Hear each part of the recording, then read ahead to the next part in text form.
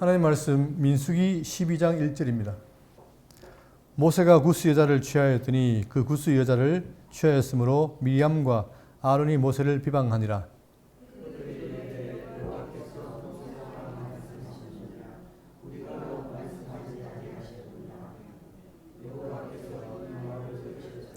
이 사람 모세는 온유함이 지면의 모든 사람보다 더하더라.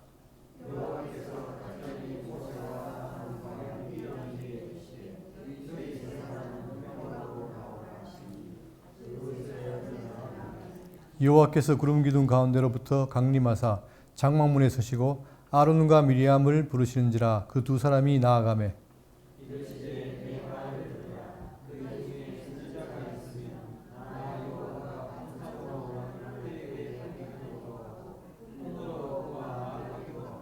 다 같이요. 내 종 모세와는 그렇지 아니하니 그는 온 집에 충성함이니라. 아멘.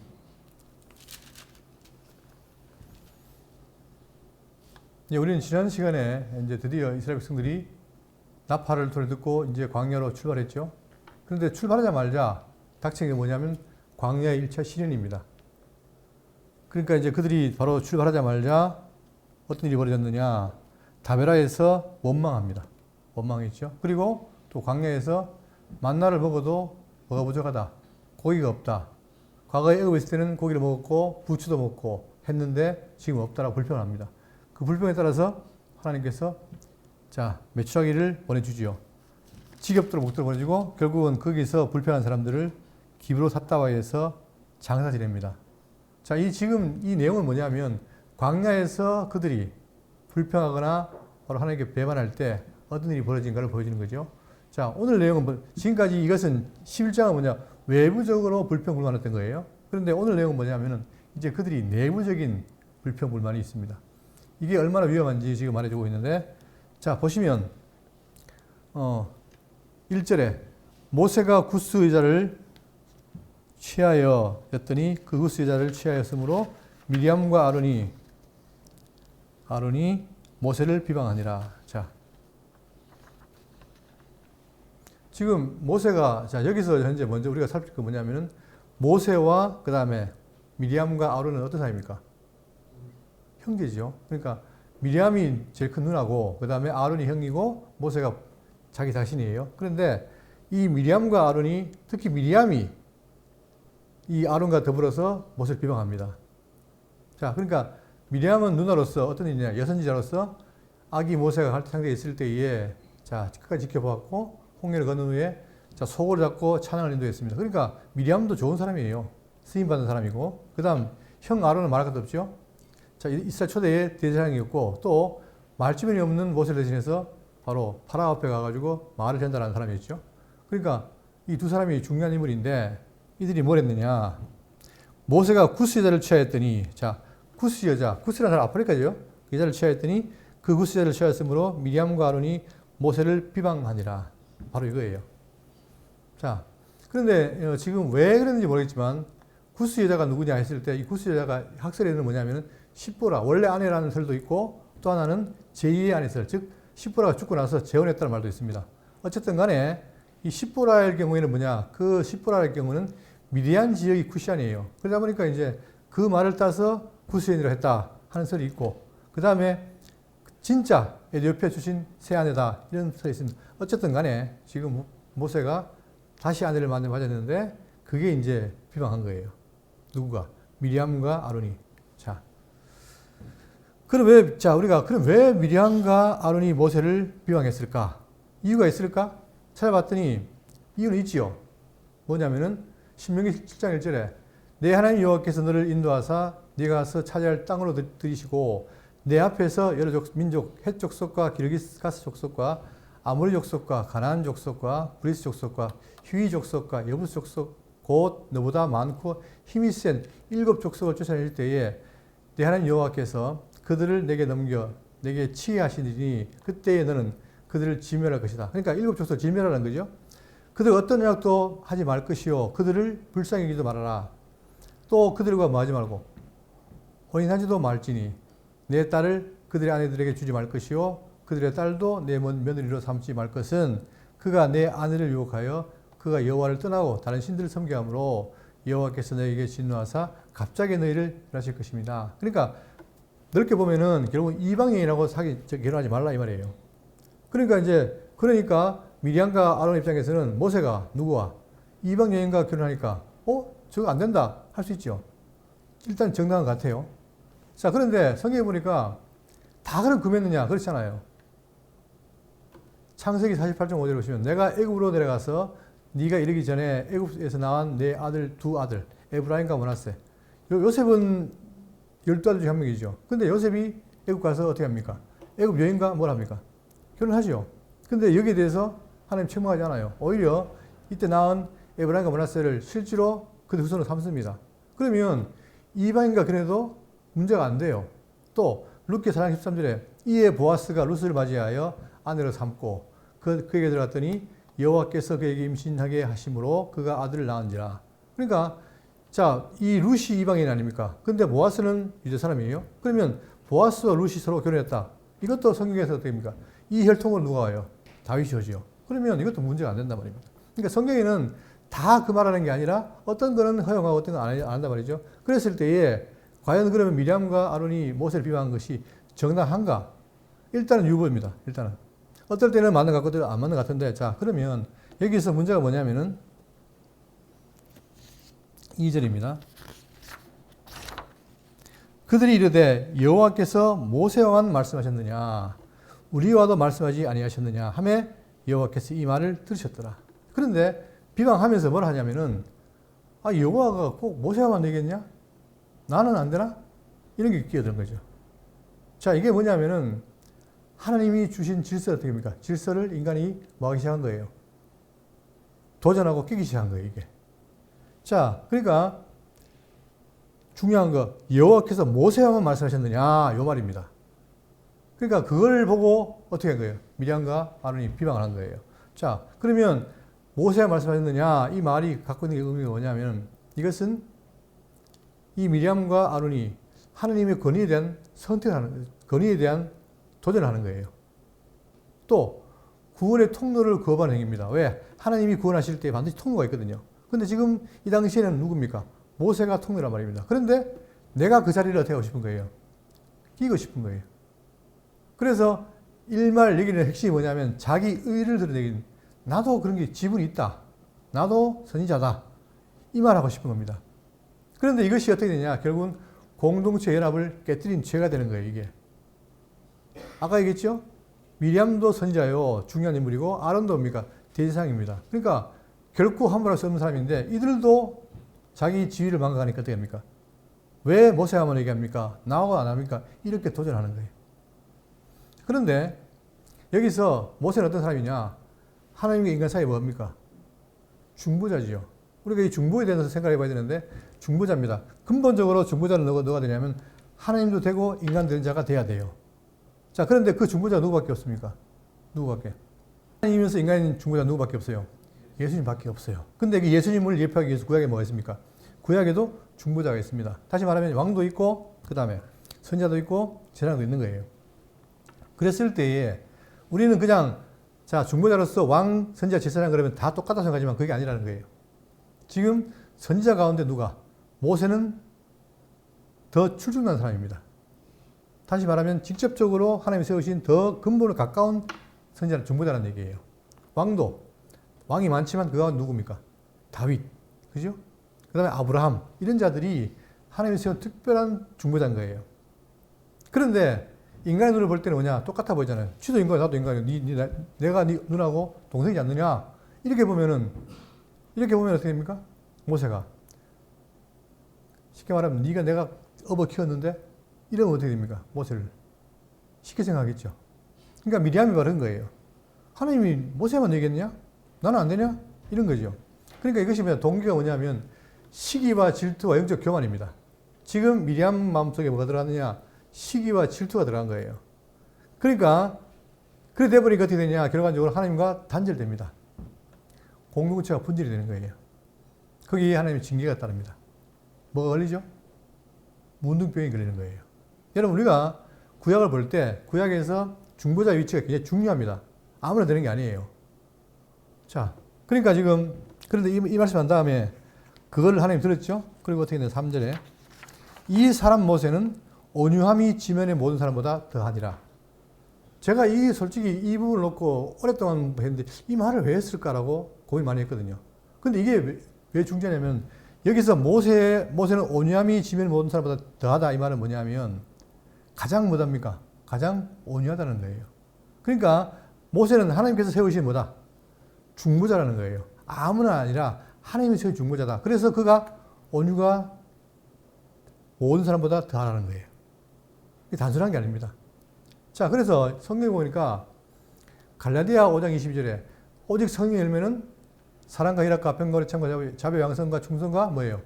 온유와 절제니요. 온유가 뭡니까? 온유가 성령의 열매인 거예요. 다시 말하면 아무나 온유한 게 아니라 성령께서 친히 역사해야 되는 거예요. 그러니까 이 같은 자기 절제인 온유는 인간 본성의 기준으로는 불가능합니다. 아무나 온유일 수가 없는 거예요. 그런데 바로 오직 성령의 도움을 통해서 가능한데 하나님이 세우신 모세는 뭐냐? 모든 사람보다 승하더라, 뛰어나더라 이 말이에요. 그러니까 모세를 따라갈 짝이 없다. 없다는 거예요. 그러니까 지금 당시 출애굽할 당시는 뭐냐? 모세가 유일한 뭐라는 거예요? 중보자라는 거예요. 여러분 그러면 이 유일한 중보자인 모세를 도전하거나 대든다. 그럼 뭐가 깨집니까? 이스라엘 전체가 뭡니까? 혼란이 오는 거예요. 그렇죠? 일사불란하게 모세를 통해서 중보자를 통해서 가야 되는데 지금 누나와 형이 네가 뭔데 이렇게 나가버리면 백성도 어떻게 됩니까? 백성도 모세 알기를 우습게 하게 되는 거 아닙니까?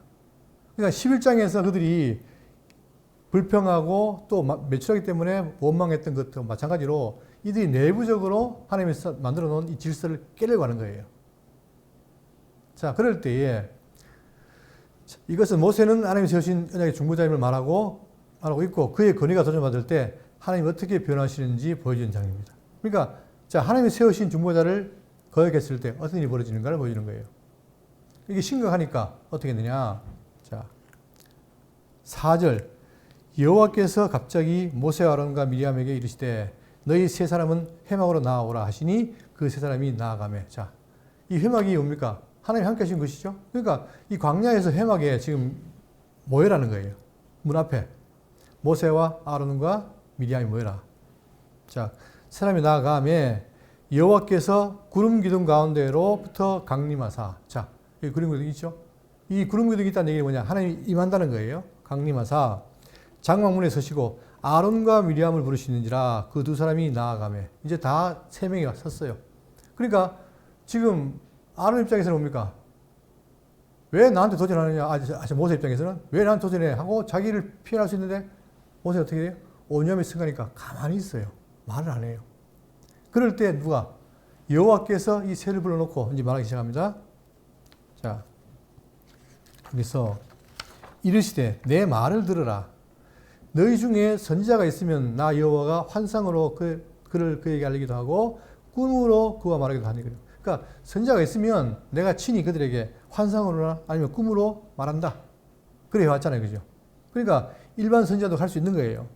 자, 그런데 중요한 말합니다. 7절 내 종 모세와는 그렇지 아니하니 그는 온 집에 있는 충성한 자다. 내 종이다는 얘기예요. 그러니까 하나님께서 선지자도 많이 있지만 그 가운데 이 모세는 뭐냐? 그렇지 않다. 일반인과 다르다. 내가 세운 그런 내 온 집에 충성한 자다. 이 말인 거예요. 자, 그래서 아까 얘기했던 것처럼 여기 지금 했던 거 뭐냐? 해막 위에 물었던 거 뭐냐면 내려앉은 것처럼 여호와께서 친히 현존해서 말씀하시는데 그 이유는 뭐냐면 다른 선지자와는 달리 모세는 하나님이 친히 대면하는 중보자임을 선포합니다. 어떻게 하신다고요? 자, 그 뒤에 보세요. 8절 그와는 내가 뭐하며 대면하여 명백히 말하고. 이게 차이입니다. 일반 선지자는 어떻게 해요?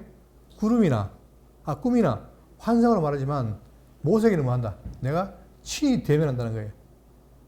여러분 우리가 지금 대통령이 뭐 지금 해외 순방도 하고 가잖아요. 그죠? 그럴 때 우리가 직접 만난다는 게 간단한 게 아니죠.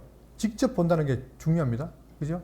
그러니까 외교도 직접 만나서 할 때 더 잘 되듯이 지금 하나님 어떻게 했냐? 모세를 통해 만난다는 거예요.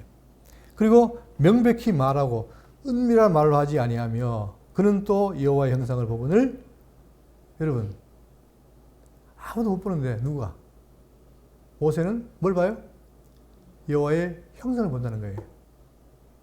자, 이거 보시면 하나님이 친히 모세에 대해서 갖고 있는 생각이 어떻다? 특출하다는 거죠. 그걸 말씀하시는 거예요. 자, 형상을 보거늘 너희가 어찌하여 내 종 모세의 비방하기를 두려워하지 아니하느냐. 자, 결국은 모세는 뭐냐면 히브리자 말하기를 보세요. 히브리서가 뭐냐? 옛 언약과 새 언약의 차이를 말하잖아요. 그죠? 그러니까 지금, 자, 이 모세는 너희들에게 중요한 선지자다. 그런데 예수는 뭐냐? 이 모세보다 더 우월하다. 이거 아닙니까? 자, 그럼 왜 우월하냐? 3장 2절에 그는 자기를 세우신 이에게 신실하시기를 모세가 하나님 온 집에서 한 것 같이 하셨느니. 그러니까 예수님도 하나님 일을 하시고 모세도 하는데 모세는 뭐 같이 했어요?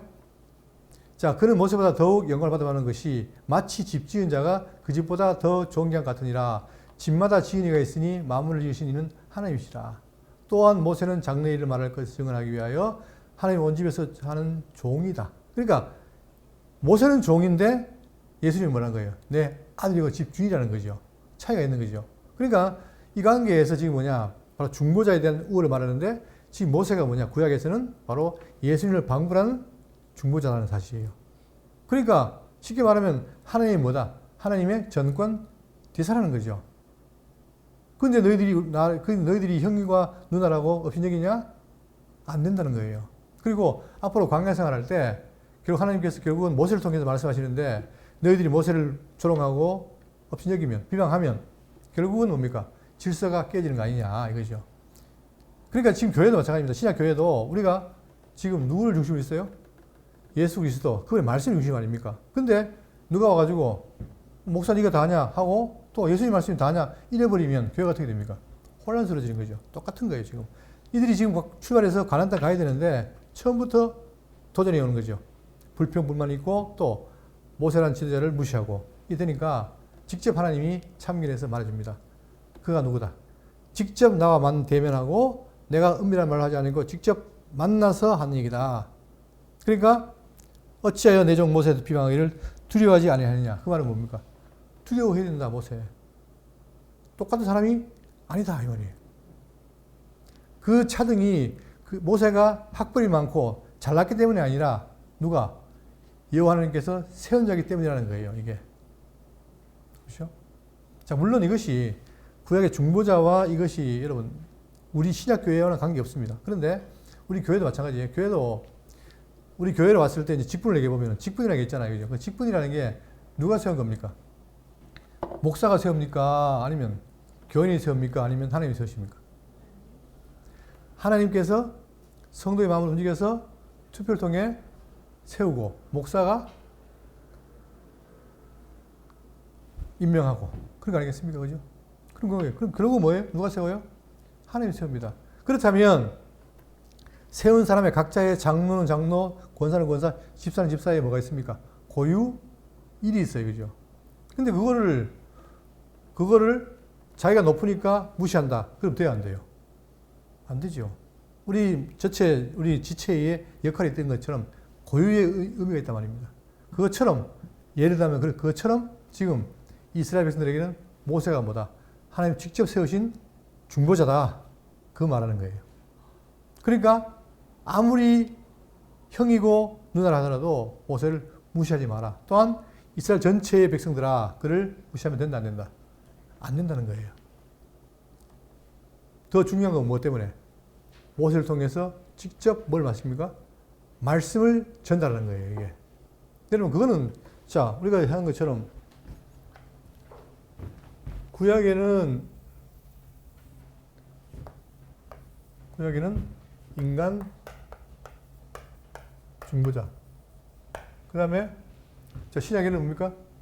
예수 그리스도. 그분은 신이요 참 신이요 참 인간. 이분이 뭡니까? 중보자 아닙니까? 그런데 그분이 뭘 하시는가? 아버지로서 오실 때 뭘 가지고 와요? 아버지의 뭘 가지고 옵니까? 아버지의 말씀을 갖고 와요, 말씀. 그래서 태초에 말씀이 계시니라 이 말씀이 하나님과 함께 계셨고 이 말씀이 곧 하나님이다. 그러니까 아버지께서 갖고 계신 모든 계획과 말씀을 아들에게 줍니다. 아들이 와서 뭡니까? 다 가르쳤어요. 가르쳤는데 이제 가십니다. 아버지께로. 가니까 누굴 보내요? 또 다른 보혜사를 보내서 결국은 보혜사가 뭘 하느냐? 이 성령께서 아들이 아버지의 바탕하는 모든 말씀, 가르친 말씀을 다시 뭡니까? 다시 생각나게 하는 거예요. 그러니까 구약이든 신약이든 간에 중보자는 뭘 하느냐? 아버지의 말씀을 전달한단 말입니다. 근데 너희들이 그 권위를 무시하면 뭘 못 듣는다? 말씀을 들을 수가 없다는 거 아니에요. 그만큼 모세의 위치가 뭡니까? 중요하다는 거예요. 근데 광야 시작하자마자 불평불만하더니 드디어 미리암과 아론도 모세의 권위를 도전하는 거예요. 그러면 이게 뭡니까? 이 집단이 풍비박산이 나는 거죠. 자, 그래서 지금 그것을 하나님께서는 경고를 하기 위해서 하시는 거예요. 자, 그러면서 9절입니다. 여호와께서 그들을 향하여 뭐 하시고 진노하시고 떠나시며 지금 불평불만도 그렇고 전부 다 잘못된 것을 뭡니까? 지적하고 진노를 해요. 자, 그러면 여러분 보세요. 구약에 이런 모세와 비슷한 중보자가 있느냐? 있습니다. 예를 들면 아브라함, 모세, 다윗입니다. 지금 모세 얘기했죠? 그러면 아브라함이 왜 중요하냐? 아브라함은 열조예요. 열조 큰 조상 아닙니까? 그런데 그가 뭐냐? 하나님께 봤을 때 축복과 간구의 통로예요. 복이 누굴 통해서? 아브라함 너에게 복이 있다. 앞으로 너로 말미암아 복이 임한다 했잖아요. 통로란 말입니다. 그리고 여러분 아무나 받는 게 아닌데 아브라함은 하나님과 어떤 관계냐? 나의 뭐다? 하나님의 벗이라는 거예요. 물론 포괄적으로 벗이라 할 수 있지만 우리는 직접적으로 벗이라는 말도 한 적이 없어요. 하나님께서. 근데 아브라함은 벗이라는 거예요. 그러니까 이 아브라함은 뭘 하느냐? 멸망할 자들을 향해 자비를 베풉니다. 어디에? 롯에게. 그죠? 그러겠죠? 자, 그것처럼 아브라함이 바로 열조로서 중보자 역할을 한 거예요. 또 다윗이 있습니다. 다윗. 여러분 다윗 그랬을 때 다윗이 단순한 왕이 아니에요. 자, 다윗 솔로몬 쪽에서 왕이 많잖아요. 그죠? 근데 유독 성경의 다윗은 뭐냐? 자, 회개와 예배에 중보를 합니다. 근데 다윗은 뭐라 했느냐? 뭐라 했습니까? 하나님께서? 하나님의 마음에 합한 자라는 거예요. 자기가 직접 하나님께서. 내 마음에 합한 자. 그러니까 사무엘이 왔을 때, 쭉 있을 때 어떻게 됩니까? 그 중에 지적하는 막내를 놓고 내 마음에 합한다 말하잖아요. 그러니까 백성의 죄를 대신 지는 책임을 질 수 있는 거예요. 이런 자들이 구약에 있습니다. 이것은 뭐냐? 직접적으로 구약에 많은 중보자가 있지만 그 가운데 거의 그리스도와 방불한 중보자인 거예요. 그래서 구약에 아브라함이나 모세나 다윗을 배반하면 그의 재앙이 크죠. 지금도 진노 내렸잖아요. 자, 그리고 더 나아가서 아브라함의 온유함과 다윗의 온유함이 있는데, 자, 모세도 온유함이 승하였더라처럼 아브라함의 온유함이 뭐냐? 조카 롯과 땅 문제로 갈등이 생겼을 때, 여러분, 네가 좌하면 내가 우하리라. 굉장히 포용력이고 좋아 보이죠? 이거 온유함이 없으면 안 되는 거예요. 사람은 누구나 다 네가 나쁜가 하면 내가 좋은가 할게 이래 되지 네 좌하면 내가 우한다 이 선택을 주지 않습니다. 그런데 지금 아브라함이 왜 일을 하느냐? 이게 뭡니까? 그가 하나님께로부터 뭐래요? 중보자의 온유함을 받은 거예요. 그러다 보니까 바로 기득권을 양보하는 온유함을 갖고 있단 말입니다. 이게 중보자의 중요한 임무다. 또 다윗은 뭐냐? 자신을 죽이려던 사울 왕을 죽일 기회가 있음에도 앞으로 보십시오. 자, 사무엘 상하, 열왕기 상하. 거기 보면은 다윗 얘기가 나옵니다. 그런데 특이하게 뭐냐면 다윗이 사울이 자기를 죽이려 했어요. 그러면 기회가 생기면 당연히 죽이 당연한데 절대 어떻게 합니까? 절대 다윗은 사울을 죽이지 않습니다. 그게 바로 뭐예요? 중보자의 덕인 거예요. 자, 자신을 죽이려는 사울 왕을 죽일 기회가 있었음에도 하나님의 기름 부으신 자를 내가 인정하고 죽일 수 없다라고 하나님께 맡깁니다. 자, 이런 것이 이제 우리가 앞으로 성경 읽을 때 눈여겨봐야 되는 것인데, 바로 이들은 뭐다? 하나님이 세우신 구약의 중보자라는 사실이에요. 그러니까 중요한 건 뭐냐? 그들을 따르지 않으면 해가 와요. 자, 그래서 더 나아가서 중보자의 자격의 특징이 뭐냐? 하나님 인간 사이를 중재하기 위해서는 양쪽 모두가 깊은 관련이 있어야 됩니다. 그러니까 그러니까 실질적으로 예수님은 신이고 인간이기 때문에 직접적으로 중보되겠지만, 그러나 이 나머지 인간 중보자 아브라함이나 모세나 다윗은 어떻게 됩니까? 신이 만나서 그 역할을 하게 준 거예요. 그러니까 신이 만나서 대면하기 때문에 신과 같은 역할이 있단 말입니다. 그러니까 인간 중에서도 뭐예요? 높다는 얘기죠. 나와 같은 선지자. 그죠? 그래서 중보자는 단순히 전달자가 아니라 관계 회복을 위해 자신을 희생하고 헌신하는 모습이 필요하다는 거예요. 자, 성경의 중보자는 세 가지 뿐인데, 선지자, 제사장, 왕. 그 중에서도 선지자 가운데 아브라함, 제사장 가운데 아론, 왕 가운데 다윗 등등 있는 게 있죠. 이들이 바로 그 역할을 하는 거예요. 자, 그래서 성경에 말하기를 디모데전서 2장 5절에 하나님은 한 분이시니, 한 분이시요, 또 하나님과 사람 사이에 중보자도 한 분이시니 곧 누구시다? 사람이신 그리스도 예수다. 사람이지만 양성이 있는 예수님이다. 이 말이에요. 그렇기 때문에 기독교에서 중보자가 너무 중요합니다. 예? 이 중보자가. 자, 그러면서 자, 10절. 구름이 장막에서 떠나갔고 미리암은 나병에 걸려. 바로 징계가 오잖아요. 뭐에 될까? 미리암이 누구를? 모세를 비방한 것에 대한 징계가 오는 거예요. 다시 말하면 아무리 미리암이 잘났다 하더라도 미리암이 한 짓은 뭐다? 이게 징계받을 충분한 이유가 있다는 얘기죠. 다시 말하면 메시아를 거역한 거예요. 그러니까 하나님께서 그에게 뭘 줬느냐? 나병에 걸려 눈 같더라. 아론이 미리암을 본즉 나병에 걸렸는지라. 그러니까 보세요. 간단해요. 미리암이 누구를? 모세를 비방했는데 결과적으로 나병이 왔다. 이 말은 미리암이 잘못했다는 거죠. 누구? 중보자인 모세를 비방했기 때문에. 자, 11절. 아론이 이에 모세에게 이르되 슬프도다 내 주여, 우리가 어리석은 일을 하여 죄를 지었으나 청하건대 그 벌을 우리에게 돌리지 마소서. 근데 이미 벌써 뭡니까? 미리암이 문둥병이 왔죠. 자, 그런데 여기서 왜 아론은 문둥병이 안 왔을까? 아론은 뭡니까? 그가 대제사장이잖아요. 그죠? 역할이 있는 거예요. 그러다 보니까 일단 그게 안 갔지만, 그러나 하나님의 기도가 뭐냐? 그 벌을 우리에게 돌리지 말라라고 부탁하는 거예요. 자, 그가 살이 반이나 썩어 모태로부터 죽어서 나온 자같이 되게 않게 하소서. 그러니까 문둥병에 걸려도 살이 반이나 썩어서 모태로부터 죽어서 나온 자같이 되게 않게 해달라. 경감시켜달라는 거죠. 여기서 또 뭐가 나옵니까? 중보자 모세의 역할이 나오는 거예요. 이게 중보자만 가능한 거예요. 자, 모세가 여호와께 부르짖어 이르되 하나님이 원컨대 그를 고쳐주옵소서 하잖아요. 이게 온유함인 거예요. 여러분, 사람은 자기를 비방하면 어떻게 됩니까? 바로 응징이 나갑니다. 그렇잖아요. 네가 나를 기만해? 나를 욕해? 이 자식 하면 바로 나가잖아요. 근데 모세는 안 그래요. 모세는 어떻게 합니까? 부르짖어 하나님이 원하건대 그를 고쳐주옵소서. 여호와께서 모세에게 이르시되 그의 아버지가 그의 얼굴에 침을 뱉었을지라도 그가 이래 동안 부끄러워하지 않겠느냐. 그런즉 그를 진영 밖에 이래 동안 가두고 그 후에 돌아오게 할지니라 하시니. 결국은 이것 때문에 얼마 동안? 네? 일주일 동안. 그러면 보세요. 일주일이 뭐죠? 일주일 동안 미리암이 어떻게 합니까? 격리해야 돼요.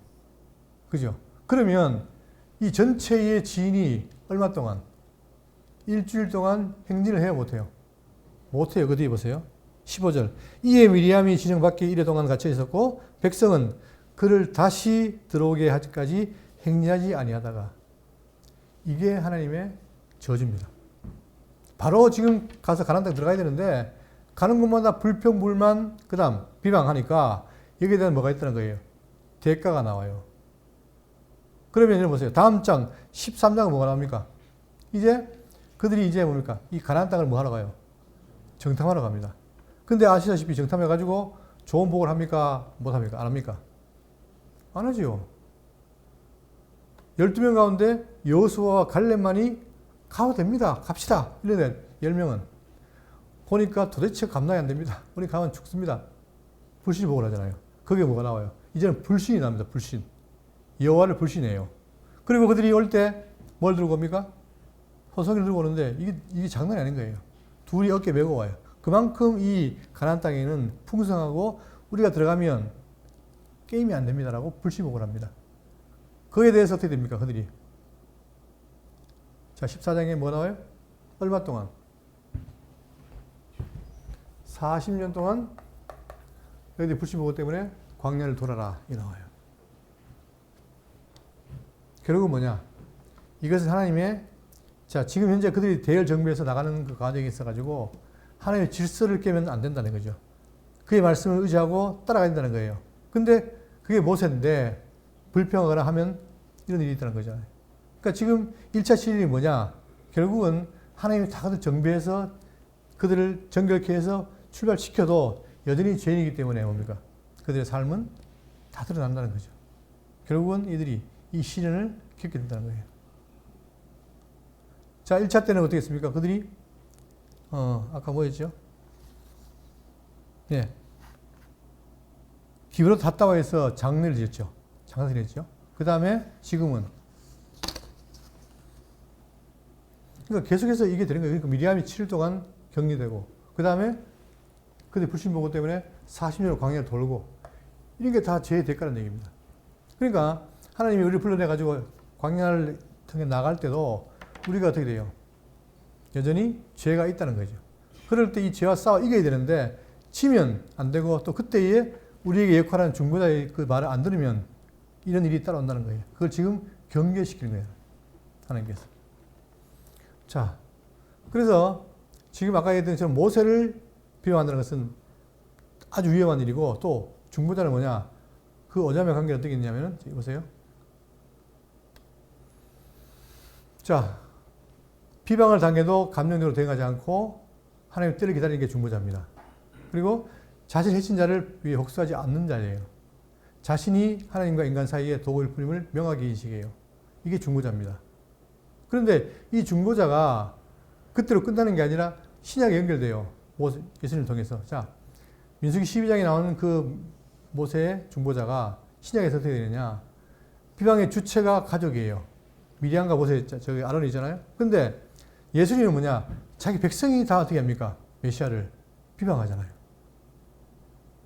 그런데 어떻게 되냐. 모세는 자기 형과 누나의 비방을 온유함으로 침묵합니다.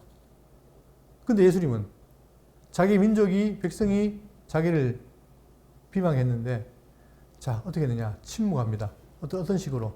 도살장에 끌려가는 어린 양처럼 침묵을 해요. 전혀 반응하지 않아요. 그리고 뭘 하느냐. 중보를 합니다. 어떤 중보? 자, 미리암이 걸린 나병을 낫게 해달라. 중보를 치유 기도를 하죠. 예수님은 자기를 비방한 자들을 위해서 죄의 사함과 영생을 구하고 죽습니다. 그 결과로 구약에는 공동체가 회복이 되고 행진을 재개하게 되는 거예요. 그것처럼 우리는 신약은 인류의 구원과 하나님과의 화목이 이루어졌습니다. 그래서 에베소 보면 뭐예요? 그분을 통해서 우리가 되겠다. 하나님과 화목하게 됐다 하잖아요. 이게 이루어진 거예요. 그러니까 여기서는 뭐냐? 중보자에 대한 얘기도 가르쳐 주면서 절대 뭐 하지 마라. 중보자에게 배반하지 말라. 그의 말을 들으라는 거예요. 그래야만이 궁극적으로 뭐가 옵니까? 우리에게 구원과 화목이 온다는 거예요. 그러니까 지금 광야에서 그걸 이행해야 되는데 안 하고 비방하고 불평하니까 그때마다 어떻게 됩니까? 대가가 임하는 거죠. 7일 동안 머물러야 되고 또 나중에 40년 광야를 돌아야 되고 이런 게 온다는 사실이에요. 우리는 물론 이미 메시아를 받지만 우리가 이 땅에 살면서도 뭡니까? 그분의 말씀을 잊지 말고 묵상하고 바라보면서 그의 말씀을 거역지 말아야 되는 거예요. 시대 백성들은. 왜? 지금도 우리에게 뭡니까? 우리가 지금 뭘 봅니까? 성경 보잖아요. 이게 말씀이에요. 그의 말씀. 이 말씀이 하고 있는데도 불구하고 이걸 무시하고 한다면은 그 대가가 나한테 오는 거예요. 그러나 우리가 말씀을 통해서 이걸 확인하고 이 말씀을 읽고 묵상하고 이 말씀을 살려고 애를 쓰면 성령이 뭡니까? 함께해서 도와준다는 사실입니다. 자, 그러니까 자, 그 12장 끝내고 가겠습니다. 자, 그러면서 15절 이에 미리암이 진영 밖에 이래 동안 갇혀 있었고 백성은 그를 다시 들어오게 하기까지 행진하지 아니하다가 그 후에 백성이 하세롯을 떠나 바라는 광야에 진을 치니라. 이제 또 일주일 뒤에 진을 칩니다. 그런데 더 나아가야 되는데 이제 뭡니까? 13장에서 뭐가 나와요? 정탐꾼을 보내가지고 했는데 불실보고를 하니까 더 긴 세월을 또 허비하게 되는 거예요. 자, 그러면 12장에 나오는 이 내용이 신약적으로 어떻게 이루어지는 것인가? 자, 구약의 사건이 실제로 이루어지는데 모세의 온유함, 그것은 바로 예수 그리스도의 겸비한 십자가를 증거합니다. 그리고 미리암의 나병은 뭐냐? 우리가 죄로 인해서 영적 부패와 단절을 의미하는 거예요. 자, 미리암이 지정 밖으로 쫓겨난 것은 뭐냐? 죄인이 우리가 죄 때문에 소외당하고 심판받는 것을 말하는 거예요. 그럴 때에 모세 중보기도, 그것은 예수님이 저들의 죄를 사하여 주옵소서라는 예수님의 기도와 맞먹습니다. 그리고 7일 후에 회복되는 건 뭘 말하느냐? 그리스도를 통한 완전한 화목을 말하는 거예요. 이게 바로 구약의 사건이 언제 신약의 그리스도를 통해 이루어진 사건에 대한 바로 모형이었다는 사실입니다.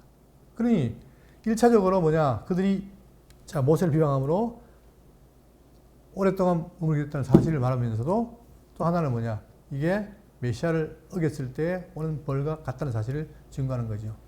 그러니까 우리는 지금 구약을 보면서도 뭡니까? 신약을 봐야 되는 거예요. 또 우리가 그 가운데 있고. 그래서 이 말씀이 우리에게 살아있는 말씀이 되는 것이고 우리는 그 말씀을 따라가는 겁니다. 자, 그리고 이제 12장 끝난 다음에 계속 불평입니다. 13장.